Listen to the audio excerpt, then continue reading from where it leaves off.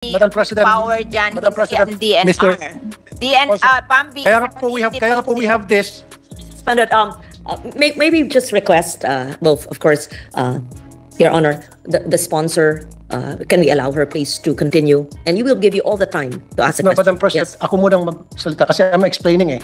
Tinagaw niya po yung time ko eh. I was the one explaining and my witness is the We minority leader. suspend session for a minute. Marami na pong ipinupukol sa atin. Pati po pag-ahit ng bigote, ginawang issue. Yung akin pong asawa, ginawan din ng issue tungkol sa kanyang pagbabitamina. Pati po yung issue na ayaw ko mag-Ingles na napunta pa sa I move. Ang dami pong ibinintang sa atin pero wala po isa dyan tungkol sa pagnanakaw. Hindi po tayo kailanman na pinagbintangan sa usapin niya yan. Ako po ay walang absent sa Senado. Ang akin pong ginagawa ay extra. Marami po akong ginagawang extra. Wala na sa trabaho ko. Pero yung aking mga staff, nagre-reklamo na, hindi na namin trabaho to, pero ba't namin ginagawa? Dahil public servant po ako, binoto nyo ako bilang pagsilbihan ngayon. Kaya kung ano man po yung mga issue na pinupukul sa akin, wag po kayo sanang maapektuhan. Dahil lahat po yan, intriga lang. Showbiz. Hindi ko po maintindihan, hindi sila makawala sa gandang lalaki ko. Yun lang lagi ang issue patungkol doon. Kaya sana, wag po kayong maapektuhan. Pagdating po sa politika, alam ko naman po na ako po'y nagtatrabaho at hindi po nasasayang ang inyong boto at ang pondong binibigay niyo po sa akin.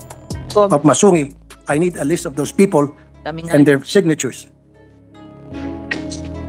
And very important to me is yung pong IPs. Meron po bang pumirma na IPs? Meron ba? Meron. I need a list and I need the They will submit to you those who signed. What? But right now, Kasi pero ho yan, I'm warning you that yan, majority wins. Di ba? Kahit na hindi pumirman lahat, kung majority pumirma, panalo yun. Oh. I know. Pero ang selection process ninyo, kailangan meron pong IPs. Ayun, on. pina-follow. Kaya nga, paano po sinelect yung IPs? May I know? Oh. From the experts? Baka hindi naman pumirma yung eyepiece. Alam nyo, miski eyepiece, naaano din yan eh. Nai-influence din yan eh. Ay, dapat hindi. Ay nako, tell it to the Marines. Sorry. Tell it to the Marines. Dapat hindi po. Kasi, kawawa na po yung mga IPs. sa Kulang nga po- legislated protected area, Yeah. nangyayari yan. Yung mga barangay, nai-influence eh. Kawawa naman po yung mga IPs. Kulang nga po sa pinag-aralan, kulang po sa kaalaman. And then, i-exploit po natin because we're saying na madali silang ma-influensyahan. Dapat we try to help them to make sure that they will not be easily influenced so that gagawin po nila po anong tama para sa kanilang proteksyon. Oo nga,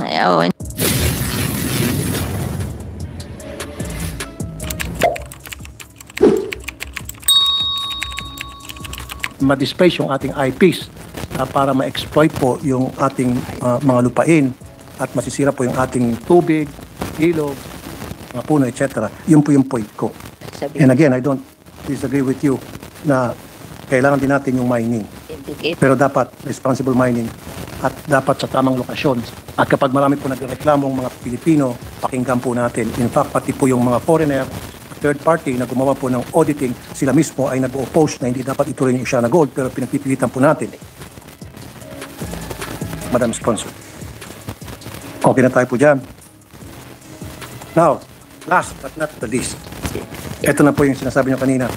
Masungi Conservation Area, Ancestral Domain. Sabi sa'yo, last but not the least, the Masungi. Ito. Okay. Bakit po pinayagan ang isang wind farm na magtayo doon po sa Masungi Conservation Area na meron pong ancestral domain issue? Talaga pong there's something wrong with the contract with Masungi. Kasi hindi ho pwede yung perpetual. No, I'm not sorry. Let me interrupt. Para hindi masayang oras natin. I'm not talking about Masungi Foundation.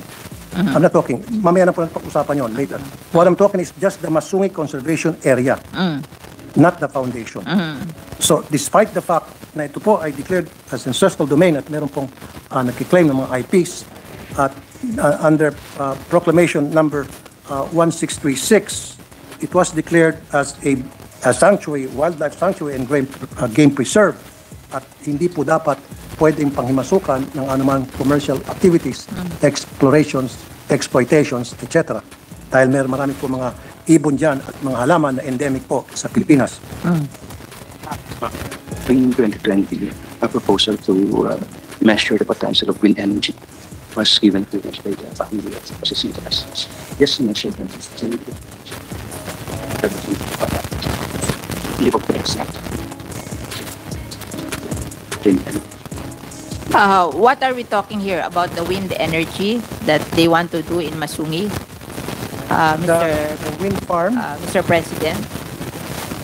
the Bena, Mr. President, Madam Sponsor, the Bena Energy is what I'm talking about. The Bena Energy that was given permit by PAMBI to put up their structure. Ayun. Yung METMAS po is measuring In fact, if I may add, while you're doing your research, DNR Administrative Order number 33, okay, May 10, 1993. Masungi Rock and its vicinity, specifically bounded by longitudes 121 degrees, 17 degrees to 121 degrees, 21 east, west, anyway, etc. It says here, declared a strict nature reserve and wildlife sanctuary in accordance with the provision of RA 7586, otherwise known as National Integrated Protected Area System Act of 1992. At wala pa pong bagong DAO or Department o DNR Administrative Order or na magsusupersede nito. Sabi po, wind It was signed energy, Mr. Secretary Alcala. I'm sorry, Madam President. Mr. President, sabi po yung wind energy is allowed because it's Multiple use. renewable energy. But wala pa daw permit yan. Parang mag-i-study pa lang kung ano yung potential ng wind energy. Yun lang ang ibinigay nila. They cannot operate yet. Parang yung PAMBI, ang ibinigay lang is a study of the potential of the wind energy in Masungi. No, it shouldn't. It shouldn't be. Dapat in the first place, wala pong gagawing study doon kasi naghukay na po eh. Marami na pong structure doon. And I have pictures to show. What are the pictures? Ang sabi po nila, yung PAMBI, binigay lang is to determine the wind energy. May conflict po eh. Ewan lang natin kung yung binigyan ng permit to measure the potential of wind energy, kung dinisobey nila na nagawa na sila doon. Pero it is based on a study lang. Madam President, meron na po mga struktura doon. Nag-umpisa na sila na maglalagay ng Part ba yun ng Masungi? wind farm doon. Yung nilagay daw po doon, hindi part ng Masungi. It's not part of the legislated protected area. Yung Yes. pinaglagyan ng mga improvements na yon. It's beyond the legislated protected I'll area. help you, Madam Sponsor.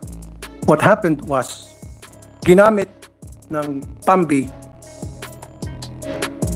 yung Section 25 ng Republic Act 11038, hinipas 2018 as amended. What does it say doon po sa Section 25? Special uses with protected areas. Assumption yun. So nagkaroon po, because of PAMBI, inigam po yung PAMBI sa batas na ito, nagkaroon ng amendment na para ideklara kahit isang protected area na into multi-use. And this has to be amended. Kasi it runs contrary to the spirit of the law protecting. They want Our to environment. study and investigate what happened because of your contention.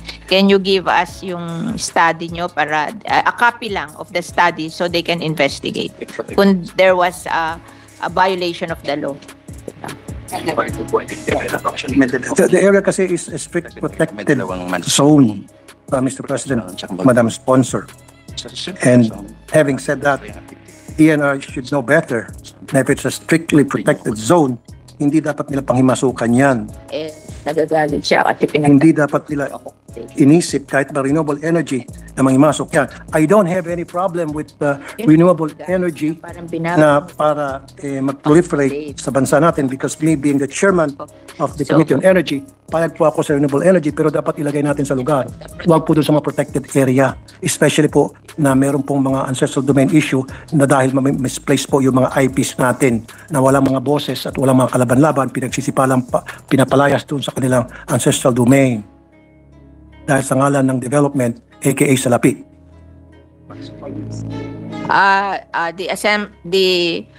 The point of view of the DNR is in every protected area there is a place for strict implementation of the law.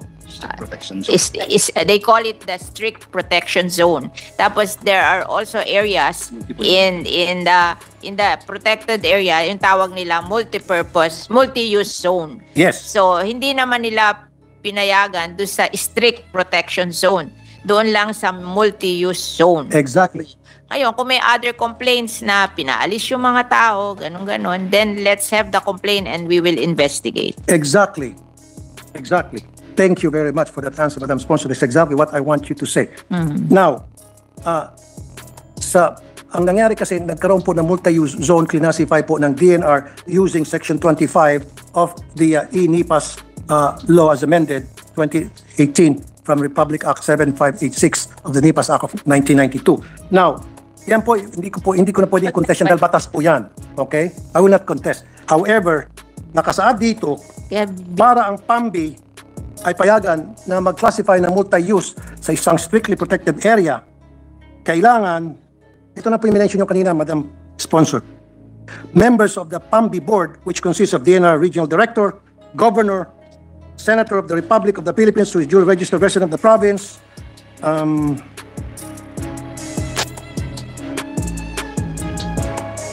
district representative of the congressional district, mayors, chairperson of barangay, regional directors, DA, NEDA, DOST, DND, 3 representatives from NGO or PO, 1 but not more than 3 representatives from IPs, ICCs, and then 1 representative from the academic institution, and finally, 1 representative from the private sector. Now, gusto ko po malaman kung nasunod po ba ito na itong lahat ng nakasulat dito sa Section 11 ng Republic Act 11038 2018 as amended ng e-NIPAS, kung nasunod po ito ng pagbigay po ng multi-use ng DNR sa wind farm na Bernas Energy.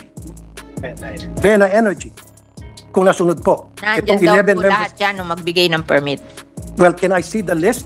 Kung sino tong 11 na ito na pumayag na Yeah, we will ma-exploit po yung ating environment doon po sa Masungi. Sa amin, yung mga local mahilig. I need the list of those people na pumayag na i-exploit natin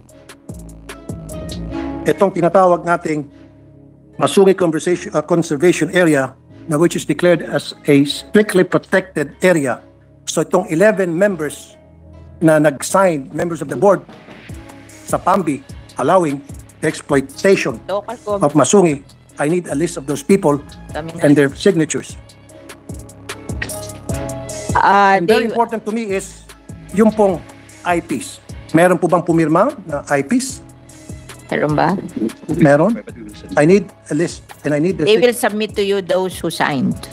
What? But right now, Kasi pero ho yan, I'm warning you that yan, majority wins. Di ba? Kahit na hindi pumirman lahat, kung majority pumirma, panalo yun. Oh. I know. Pero ang selection process ninyo, kailangan meron pong IPs. Ayun, pinafollow. Kaya nga, paano po sinelect yung IPs? May I know? Oh. From the experts? Baka hindi naman pumirma yung IPs. Alam nyo, miski IPs, ano din yan eh. Nai-influence din yan eh. Ay, dapat hindi. Eh nako, tell it to the Marines. Sorry. Tell it to the Marines. Dapat hindi po. Kasi, kawawa naman po yung mga IPs. sa legislated protected area, nangyayari yan. Yung mga barangay na i-influence eh. Kawawa naman po yung mga IPs. Kulang nga po sa pinag-aralan, kulang po sa kaalaman. And then, i-exploit po natin because we're saying na madali silang ma-influensyahan. Dapat we try to help them to make sure that they will not be easily influenced so that gagawin po nila po anong tama para sa kanilang proteksyon. Oo nga, hindi siya maniwala na yung IPs pumirma. Kaya huwag mo na sabihin sa akin, ako alam kong pwede yun, pero siya ayaw niya. Kaya isigay niyo na lang kung sino yung pumirma. Diba? I'll help you. Would you mind if I'll help you? Yeah, you're very welcome, Mr. Okay. President. Kasi bago po mapili ang isa o dalawa o tatlong IPs na sumama po sa PAMBI sa selection process. Number 1, dumadaan yan sa Indigenous Political Structure or IPS. Okay? Ano po yun? It consists of tribal leaders that have exclusive right na para magpadala po ng representative nila kung hindi sila mismo ang sumama doon sa PAMBI. Number 1. Number 2, dapat dumadaan po sa tinatawag na FPIC, Free and Prior Informed Consent. Process ito na ipapakita na itong IPs were not coerced and were not influenced, just like what the good sponsor said na madaling na influence. Kaya nga po papasok itong proseso to make sure na hindi po sila na-influence, hindi po sila na-coerce. Ito po yung FPIC. And finally, evidence to 1 and 2 I mentioned, dapat may certification precondition or CP documents from NCIP pirmado na nagkaroon ng tamang proseso at pumayag ang IPs community. In the absence of these three, then invalid po yung pag-recruit nyo ng IPs para maging member ng PAMBIS board.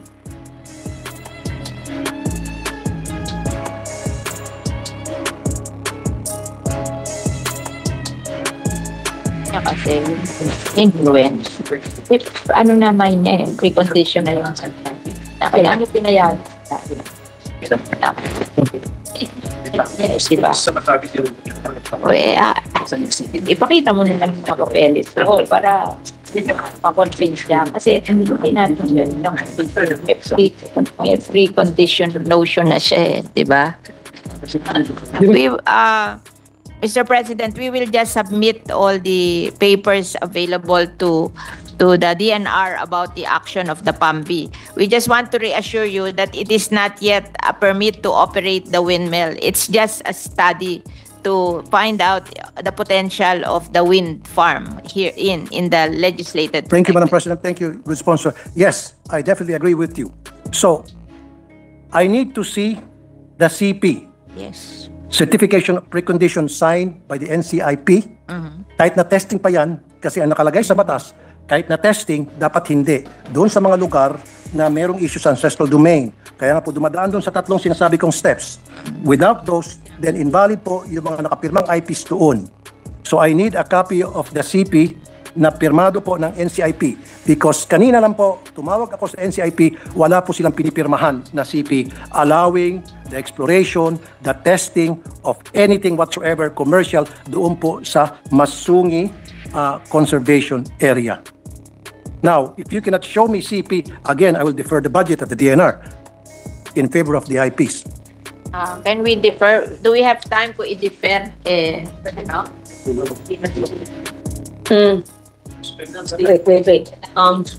Wait. If the sponsor has a query, we suspend session first.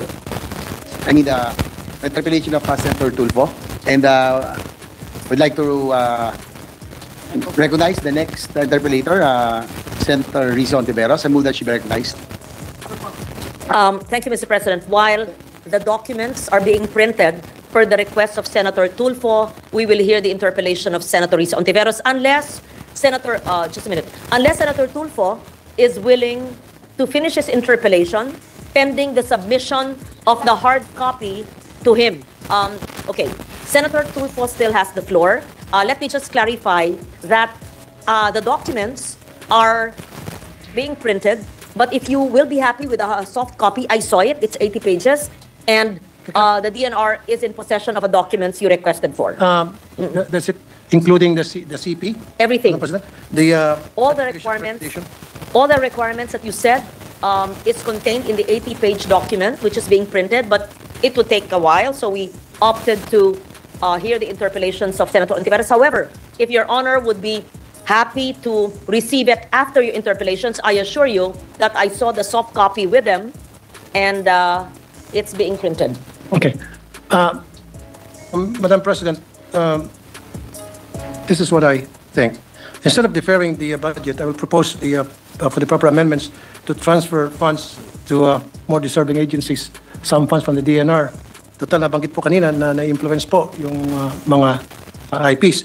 So siguro mag-transfer tayo ng funds sa NBI para imbestigahan yung mga nag-influence sa IPs. So NLRC, Legal Education Board, DICT, and DMW. So kung pumayag po yung DNR, so hindi ko na po i-defer ang budget. Basta't pumayag din sila na magkaroon ng amendment para ma-transfer certain amount dun sa kanilang funds dun sa mga agencies na binanggit ko. Sa DMW, DICT, NBI, Legal Education Board, and then NLRC. Mr. President, in the budgetary process, each department has an amount and the list of programs. Your Honor mentioned many agencies, and perhaps it is your right, it is our right to amend the budget, and you may submit it, but that is dependent on the subcommittee chair, Senator Villar, and the chairman of the Committee on Finance, and we could vote on it. Because number one, amounts must be made, not just mentioned in generality. And perhaps what programs of a DNR do you want to defund? Perhaps you could ask that of the subcommittee chair. So I understand where you're coming from. You may be frustrated with certain output of certain programs, and that's your prerogative. I've been through that also before. So perhaps you could mention the programs of the DNR that you think don't deserve the funding, and it is up to the chair of the subcommittee and the chair of the finance committee to agree to your recommendation. I understand, Madam President. Yeah. So I would submit those amounts in the amendments that I would like, that I wish to be transferred to the agencies that I did mention. However, for now, yeah, if the DNR wish to, they can submit to me, copies of those documents that they said they're trying to research now, and they are going to show me, especially those last documents that I requested, the certification of precondition signed by the NCIP.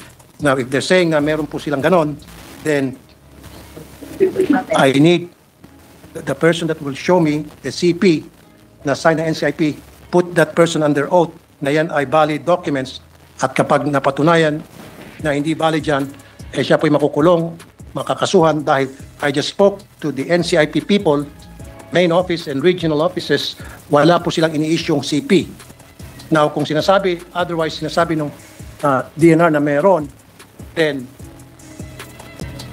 let's see. Yes, we recognize Senator Villar. Yes.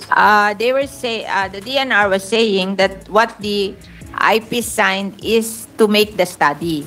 There is no permit yet to implement the project. So when you cannot ask for the NCIP commitment because that is given when there is a project. But ito parang permit lang to study the project. So ang pumirma lang yung IPs. Yung IP representative.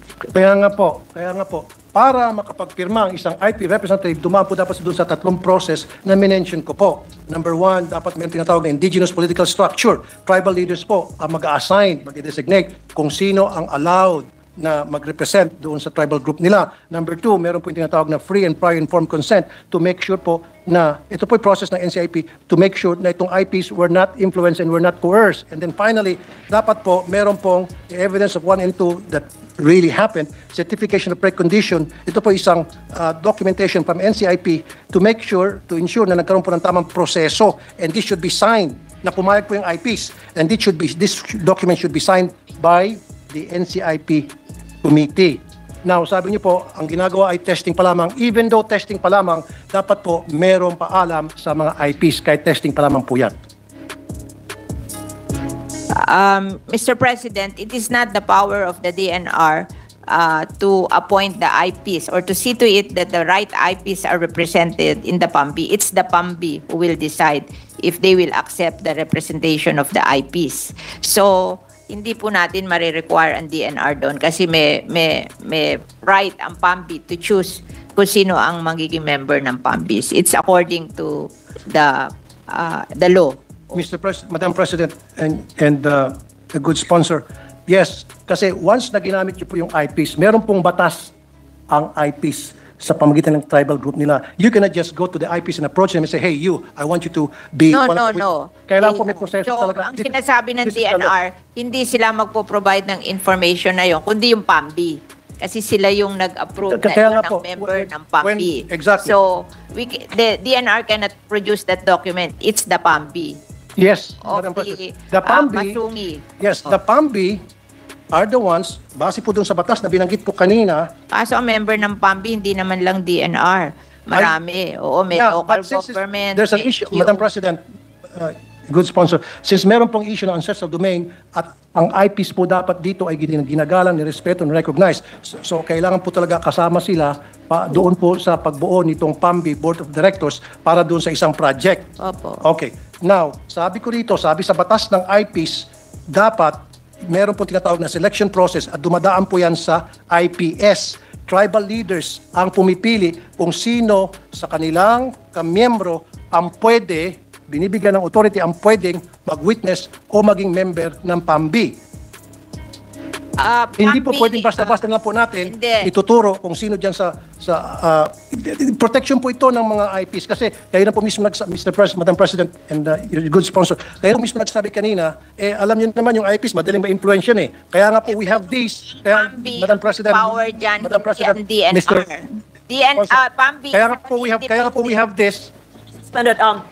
Maybe just request, well, of course, Your Honor, the sponsor, can we allow her please to continue? And we will give you all the time to ask a No, question. Madam President, Yes. ako munang magsalita kasi I'm explaining eh. Inagaw niya po yung time ko eh. I was the one explaining. And my witness is the We minority leader. suspend session for a minute. I approached the secretary and we got a commitment from the secretary and the department, particularly the head of the PAMBI, which is the R.D. Nilo, will visit the office of Senator Tulfo on Wednesday together with the PAMBI. Bring with you all the documents, R.D. Nilo. And of course, what's important are the members of the PAMBI para makausap siya ni Senator Tulfo. That's a commitment that we're giving him. Is that correct, Madam Sponsor and Yeah. our dear Secretary? They're nodding their head. So, Senator Tulfo, is that all right? Is that all right? That is okay with me. I'm going to terminate my interpellation because I received 80 pages of documents coming from the DNR, and we will study it. And just like what you said, on Wednesday we'll meet again and see what happens with the people that they're going to bring in as witnesses, resource persons, and let's see kung ano pong mapag-usapan nun at makikita natin. Thank you, Mr. President. Thank you Mr. also, President. Senator. Mr. President. Maraming salamat, sir. Mr. President, Yes, Senator JV? just with the same issue, regarding the Upper Marikina River Basin Protected Landscape, I'm a witness because I go trailing there, and from what I know, it has been upgraded from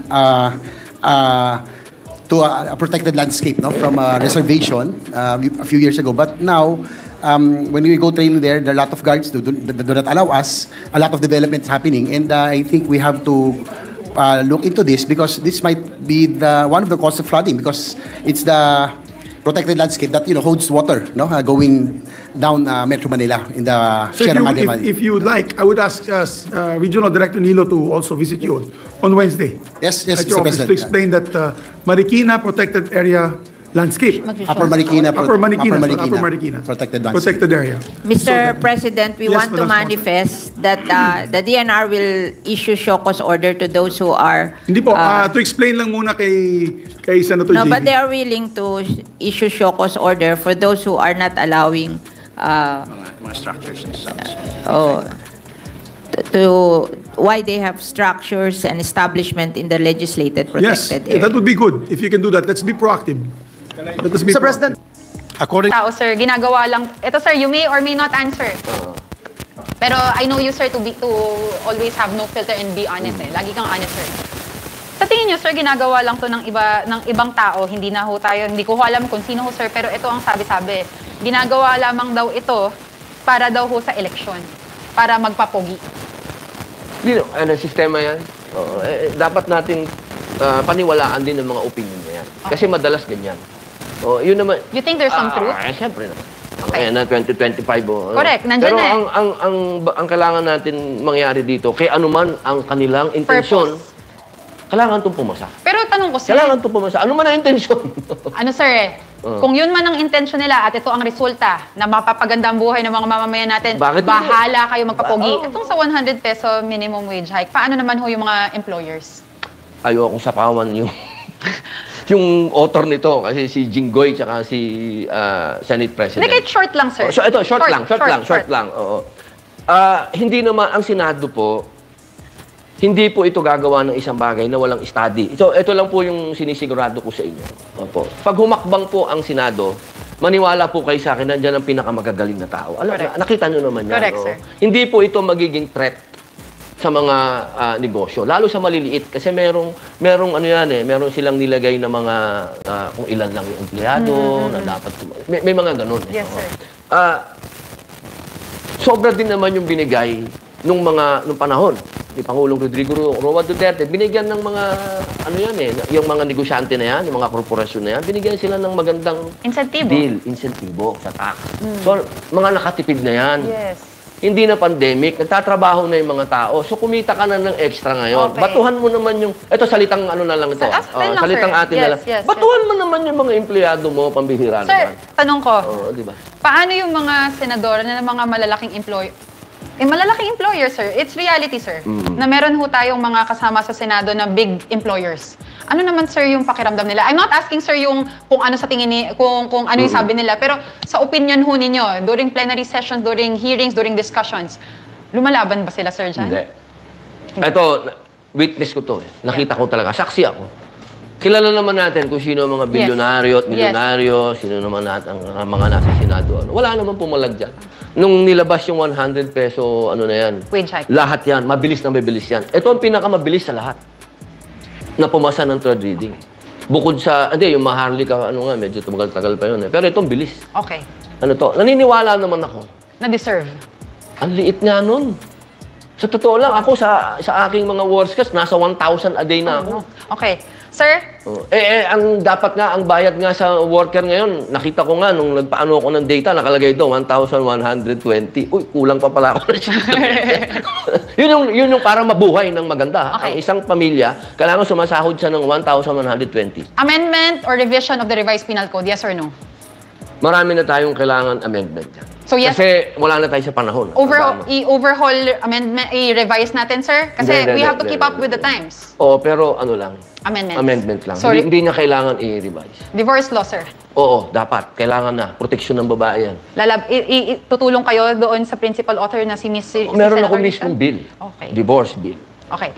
Third, sir, tutulong ho ba kayo na maiayos ho itong charter change for next year? Masasama po ba kayo sa movement ng ating administrasyon na maisulong ang charter change? Opo.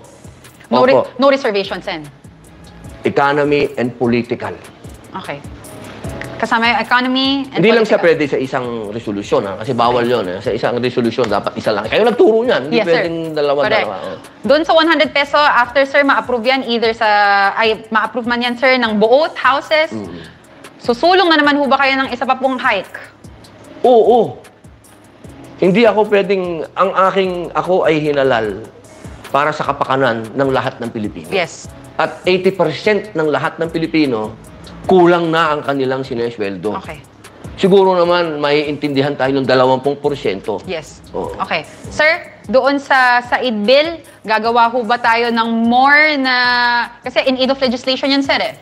And as a senator, that is your right, that is your power to exercise. So in aid of legislation, sir, 3 batas na gusto ho ninyo na nasa pipeline ninyo ngayon. Ano ho ang bills? Na gusto kong pumasa? Correct. Medical cannabis, divorce, saka itong charter. Ano ho ang gusto niyo sabihin sa 27 million at sa 100... I-overall na ho natin. Hindi naman ho kung sino lang bumoto sa inyo dahil you serve the 110 million Opo. Filipinos. Mga mahal kong kababayan, marami na pong ipinupukol sa atin. Pati po pag-ahit ng bigote, ginawang issue. Yung akin pong asawa, ginawan din ng issue tungkol sa kanyang pagbabitamina. Pati po yung issue na ayaw ko mag-Ingles na napunta pa sa I move. Ang dami pong ibinintang sa atin pero wala po isa dyan tungkol sa pagnanakaw. Hindi po tayo kailanman na pinagbintangan sa usapin na yan. Ako po ay walang absent sa Senado. Ang akin pong ginagawa ay extra. Marami po akong ginagawang extra. Wala na sa trabaho ko. Pero yung aking mga staff nagrereklamo na, hindi na namin trabaho to, pero ba't namin ginagawa? Dahil public servant po ako, binoto nyo ako bilang pagsilbihan kayo. Kaya kung ano man po yung mga issue na pinupukul sa akin, wag po kayo sanang maapektuhan dahil lahat po yan intriga lang. Showbiz. Hindi ko po maintindihan, hindi sila makawala sa gandang lalaki ko. Yun lang lagi ang issue patungkol doon. Kaya sana, wag po kayo maapektuhan. Pagdating po sa politika, alam ko naman po na ako po'y nagtatrabaho at hindi po nasasayang ang inyong boto at ang pondong ibinibigay niyo po sa akin bilang senador. Sweldo, wala po akong tinatago dyan, pinamimigay ko po yan. Opo, kahit sarili kong pera, pinamimigay ko po yan. Kaya patawarin niyo po kami kung meron kaming mga maliliit na pagkukulang pero na pinalalaki ng iba. Tandaan niyo po, ako po ay boses ninyo sa Senado, action, hindi drama. Kung hindi ho ako naniniwala, hindi ko ho kayo kakausapin ng ganito para marinig ho ng 110 million nating Filipinos na dapat ho tayo maniwala hindi lamang ho sa trabaho ni Senator Robin, pero pati ho sa kanyang puso, the working senator.